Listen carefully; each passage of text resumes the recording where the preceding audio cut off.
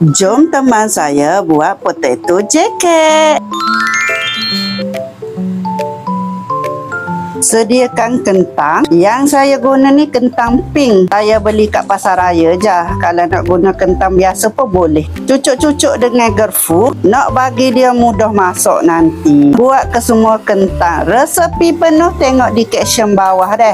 Letak kentang di atas aluminium foil. Lepas tu salut kentang dengan garam, serbuk black pepper, paprika powder, sapu bagi sebati. Lepas tu sembur sikit minyak masak. Bagi sebati. Last sekali balutlah kentang tu dengan aluminium foilnya. Kentang yang lain tu buat sama macam ni juga. Masukkan jacket potato ke dalam oven. Masak selama 40 minit api atas bawah suhu 200 Celsius. Selepas 40 minit tu saya tak ingat nak rakam. Lalu cocok dengan garpu masih kerah. Masaklah pula selama 42 minit api atas bawah suhu 200 Celsius. Sementara tunggu jacket potato masak, kita masak dulu kacang panggang. Saya masuk 1 tin kacang panggang dalam kuali. Lepas tu saya masuk serbuk bawang putih, bawang merah. Masa ni saya tak buka api lagi. Lepas bubur semua baru saya buka api sederhana. Kacang biar sebati sampai dia mendidih sikit. Saya tak masuk garis gula, dia cukup rasa dah 1 tin. Bila dah mendidih sikit, kacau sikit, lepas tu tutup api. Seterusnya saya buat sos merah daging. Bawang putih tu cincang halus. Saya guna chopper manual nak mudah dia cincang halus lah. Lepas tu panah kuali. Lepas tu masukkan sedikit minyak. Panah minyak lah. Bila dah panah, masukkan bawang putih yang kita cincang tadi. Dan daging kisar. Alamak, minyak banyaklah pula. Buailah sikit.